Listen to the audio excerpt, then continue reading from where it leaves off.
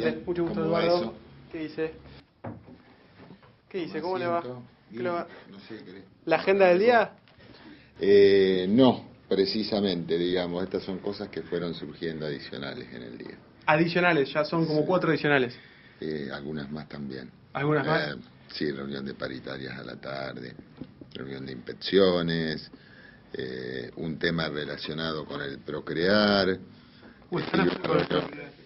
Y lo que pasa es que el Procrear, en términos de lo que consideramos los programas de vivienda tradicionales, en primera instancia es una novedad y en segunda instancia actúa directamente sobre un segmento que estaba complicado en la mayoría de nuestras localidades para acceder al suelo urbano. Nuestras localidades, en términos generales, si vos tomás toda la Ruta 6, han crecido mucho en los últimos años. Se han radicado una cantidad de empresas importantes, se han multiplicado los proyectos de parques industriales, hay algunos que se han abierto.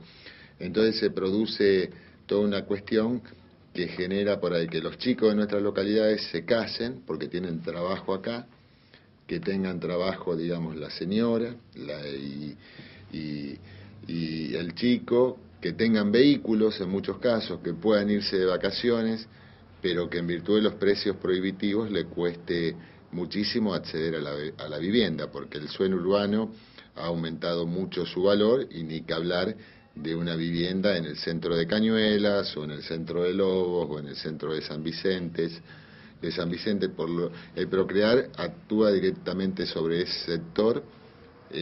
No hay intervención de empresas de manera masiva es un programa moderno porque no es la empresa que hace un programa de un determinado número de viviendas, sino que es, digamos, el interesado directo tratando de gestionar su crédito y contratando su obra y adquiriendo el suelo urbano.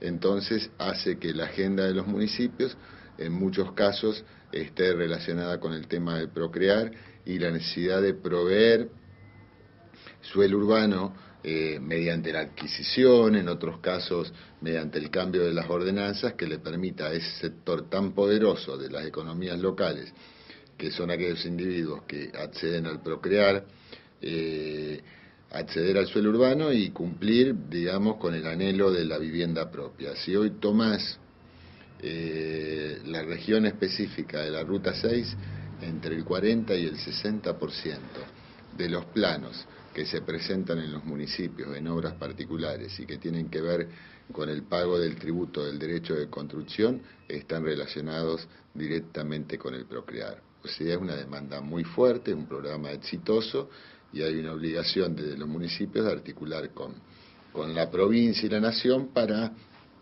poder generar suelo urbano que dé solución al tema este. En la mayoría de las ciudades del interior está el problema de los jóvenes que migran al conurbano o a la capital en busca de trabajo. Retenerlos también requiere políticas activas muy fuertes. Además del tema del terreno, ¿se plantean otras cuestiones en ese sentido? Sí, el tema de Procrear es un tema que surgió en los últimos 2 años. A nosotros nos tocó asumir el gobierno en el año 2007. Cañuelas forma parte de la región de la Ruta 6, en términos viales, de lo que se llama el corredor de la Ruta 6. En términos productivos, forma parte de lo que es la cuenca del Salado. En realidad teníamos un problema estructural que hacía que los chicos crecieran en Cañuelas hasta terminar el secundario.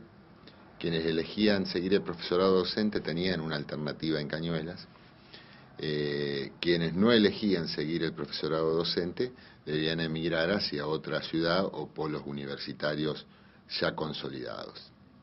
En muchos casos esto también estaba relacionado con la posibilidad laboral de los chicos mientras estudiaban. Nosotros nos tocó asumir en el año 2007, fines del 2007, en el año 2008 pudimos abrir el primer parque industrial que está ubicado en la Ruta 6, de 170 hectáreas.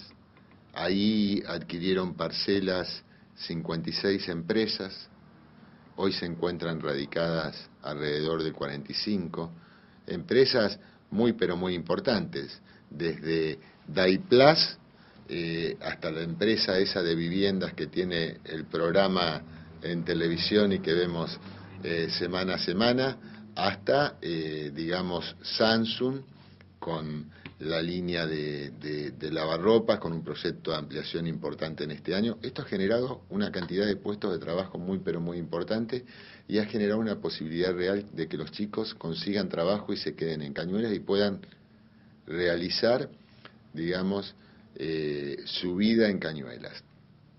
Había otro desafío que teníamos que superar, que era el tema de la educación universitaria.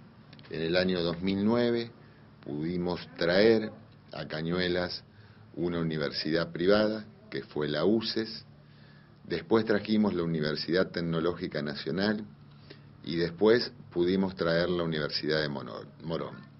Cañuelas es hoy una ciudad con 3 universidades funcionando de manera regular y 2 universidades como la de Loma de Zamora y la de Quilmes funcionando de manera irregular. Esto para cursos específicos durante ciertos periodos del año, donde se pueden seguir un número de carreras importante. Esto hace que nosotros tengamos hoy por hoy una población universitaria de entre 500 y 600 chicos que antes emigraban a la ciudad de Buenos Aires, a otros centros universitarios o a La Plata. Si a esto le sumamos la parte productiva laboral, los chicos tienen la posibilidad de estudiar en Cañuelas, tienen en muchos casos la posibilidad de trabajar en Cañuelas, de relacionarse en Cañuelas, de ponerse de novio en Cañuelas, de casarse en Cañuelas y de consumir en Cañuelas, lo que genera un movimiento comercial muy importante. Se nota que ayer abrió las sesiones en el Consejo, ¿no? ¿Tuvo que repasar todo esto anoche también?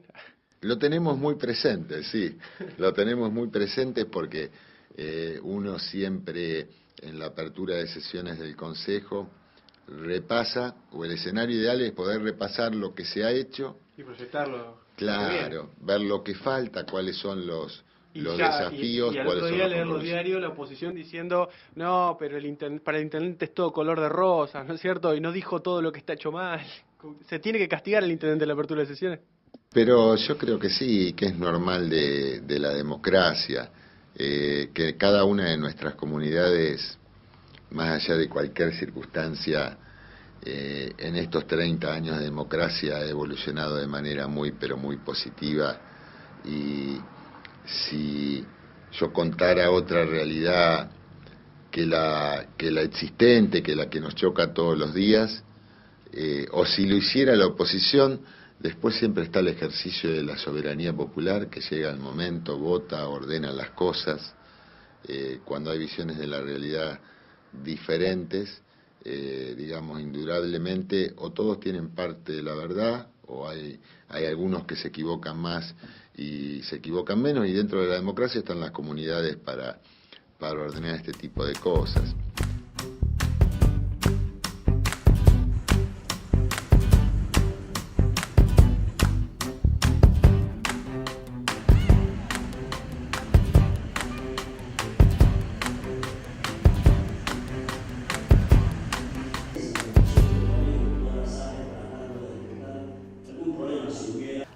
Nosotros algunas cosas a las que la provincia no acude las resolvemos en forma directa.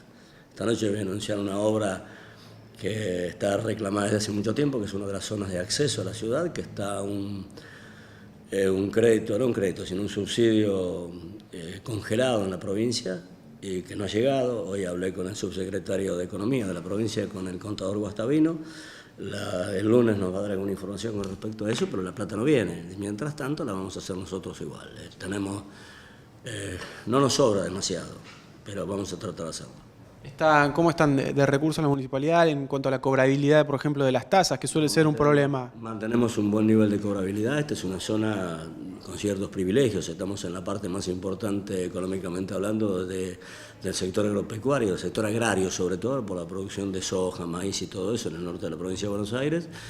Hay una buena respuesta de la gente ante las tasas. No tenemos los recursos directos que, por ejemplo, tiene un partido vecino, que es Ramallo, que tiene Siderar, que tiene Bunge, que recauda 4 veces más que nosotros por tasa de seguridad y higiene, pero es un hecho aislado. En términos generales estamos comparativamente hablando mucho mejor que muchos de los distritos de la provincia de Buenos Aires.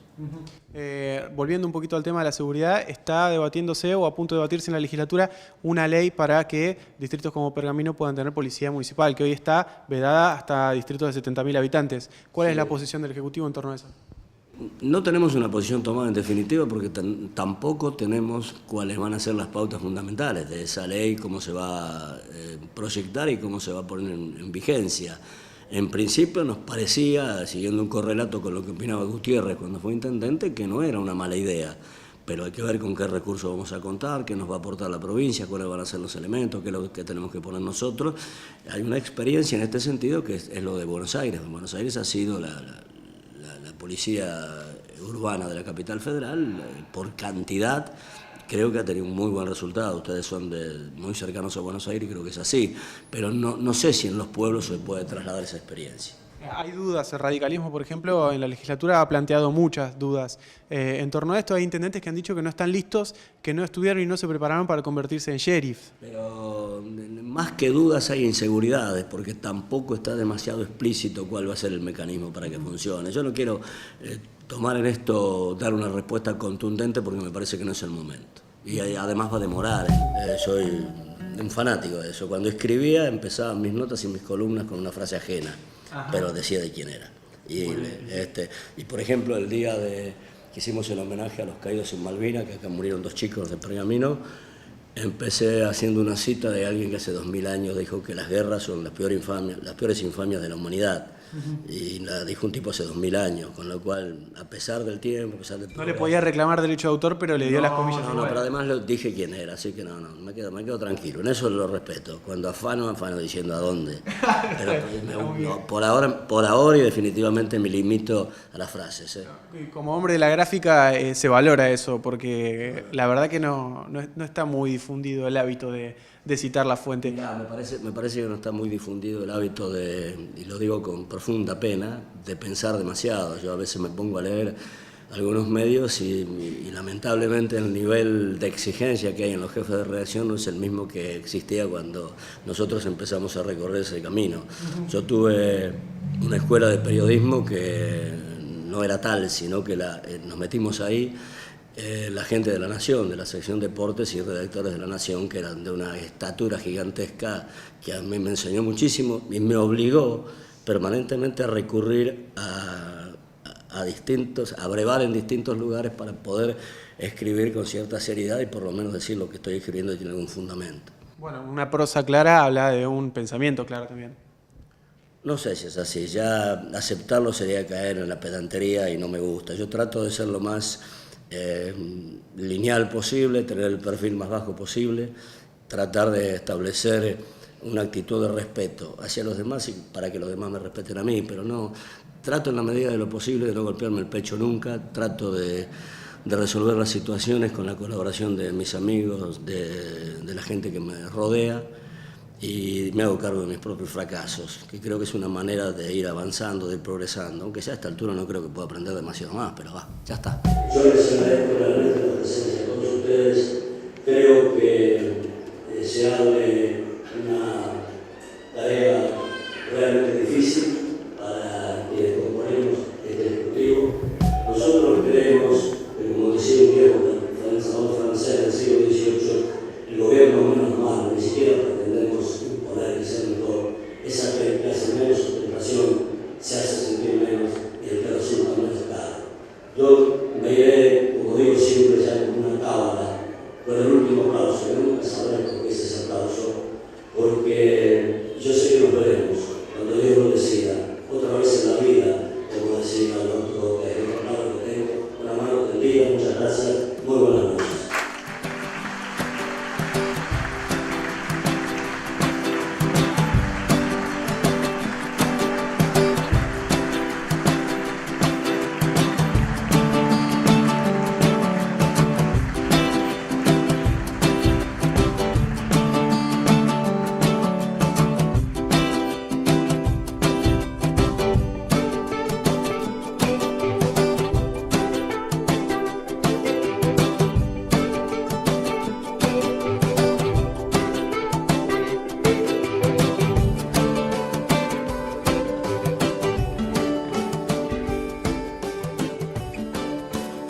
fundamentalmente desde el trabajo cotidiano, ¿qué es más exigente? ¿Un ministerio provincial, un ministerio que cubre una provincia tan extensa como la de Buenos Aires, o el pago chico, como se dice? A ver,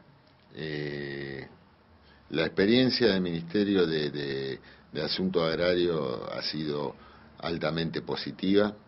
Es, digamos, fácil en términos del día a día trabajar con un gobernador como Daniel Scioli.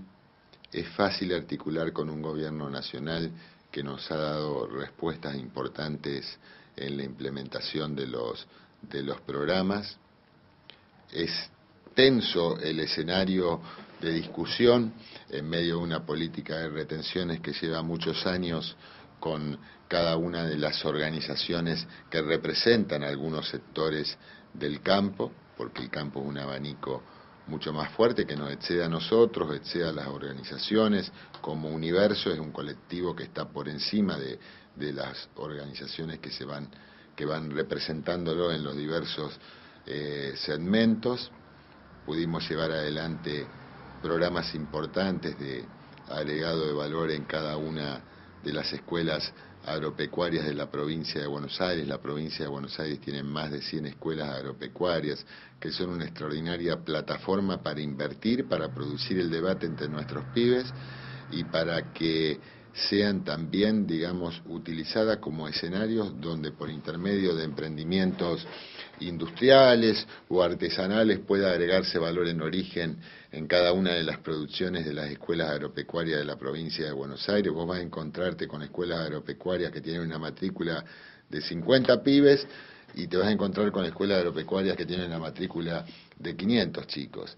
Y cuando vos preguntás la diferencia, generalmente la diferencia se da en que la escuela agropecuaria de menor matrícula tiene jornada simple y que no tiene producción y agregado de valor adentro de la escuela. Y si la escuela agropecuaria se parece, digamos, a un bachiller, los pibes van al bachiller. Los chicos quieren, cuando van a la escuela agropecuaria, hacer cosas de la escuela agropecuaria. Llevamos adelante un programa de inversión muy, pero muy importante, que articulamos, por supuesto, con la Dirección General de Escuela de la provincia de Buenos Aires. Pudimos desarrollar una mesa que atienda la variedad de organizaciones de productores de la agricultura familiar. En 2013 definimos la necesidad, el acuerdo de volver al territorio, trabajar de manera integrada estos 2 últimos años que nos quedan de mandato local. Y si vos me preguntás, obviamente el trabajo de ministro es muy demandante, es un trabajo fuerte, donde se toman decisiones, donde se implementan políticas de Estado que tienen que ver con la diversidad de realidades productivas de la provincia de Buenos Aires, donde, digamos, tratás desde la sociedad rural hasta una cooperativa de productores de miel. Ahora, el desafío del gobierno local y la realidad de los intendentes es una cosa diferente, que exige a los intendentes tomar 40, 50 decisiones por día, que van desde la complejidad de la política hasta el componente económico, pasando por el intercambio de problemas que tienen todos los días cada una de nuestras comunidades, que demandan en esa representación del Estado la resolución de problemas que tiene el municipio la obligación de atender y resolver, y se van agregando nuevas problemáticas que tienen que ver con que el municipio es el Estado. Entonces, desde un corte de luz, digamos, hasta un tema de seguridad, pasando por un tema de administración de justicia, hoy tiene que ver con los municipios. Y esto obliga a los intendentes a tomar un número de decisiones todos los días muy, pero muy importante.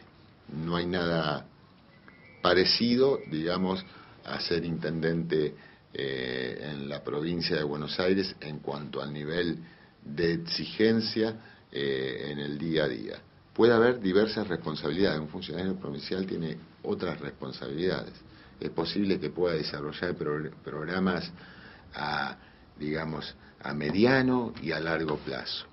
es posible que defina todos los días las inversiones que les permite realizar su presupuesto. Es posible que articule con el gobierno nacional y los gobiernos locales las políticas públicas, pero el número de decisiones y la diversidad de decisiones que toma un intendente en el día a día es un motivo de análisis muy, pero muy interesante. Son cosas diferentes, son roles diferentes, de todo hemos aprendido, en todos los lugares, digamos, hemos tenido gente muy valiosa y funcionarios muy valiosos que nos han acompañado, y todas son experiencias interesantes. No es lo mismo tener un jefe de gobernador que 60, 70 mil jefes como puede tener un intendente, ¿no? Sí, sí. Si bien, digamos, el gobernador de la provincia de Buenos Aires tiene un ritmo de trabajo y de demanda muy fuerte en el día a día, es un gobernador hiperactivo y está muy cerca de cada uno de los intendentes. Los intendentes sienten una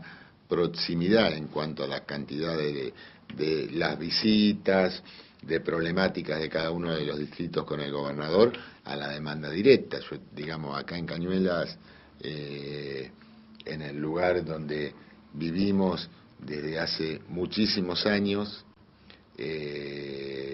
cualquiera de los vecinos que hoy está cruzando la plaza o está comprando en un negocio, de cada 10 vecinos te vas a encontrar con que 8 saben, digamos, cómo vivimos, 7 saben cuántos nenes tenemos, a qué escuela van. Es una relación muy próxima, sobre todo en estas comunidades de menos de 100.000 habitantes, que han crecido muchísimo, pero que siguen conservando hábitos que tienen que ver con la ruralidad en la provincia de Buenos Aires. Claro, el otro día tuve la oportunidad de entrevistar al presidente del Tribunal de Cuentas, Eduardo Grimberg, y él me decía que la función de intendente ha hecho una evolución que la empareja más con una definición que tendría que ver con llamarlos jefes de gobierno y, entre otras cuestiones, darle facultades tributarias a los intendentes que puedan cobrar impuestos. Hoy cobran tasas que tienen que ver con una retribución de un servicio que presta el propio Estado municipal. Esto todo en el marco de una pregunta que tenía que ver con la reforma de la ley orgánica. Suena, por lo menos, lógico, con alguna lógica lo que planteaba Grimberg. Me gustaría conocer su opinión. Sí, es posible. Los intendentes han incorporado en el último segmento de la democracia, digamos... Último o primero, depende de dónde lo miremos, ¿no? Eso es el primero al que se le puede levantar la puerta. No, los últimos 15 años, un nivel de demanda muy importante en el abordaje de problemáticas de sus comunidades.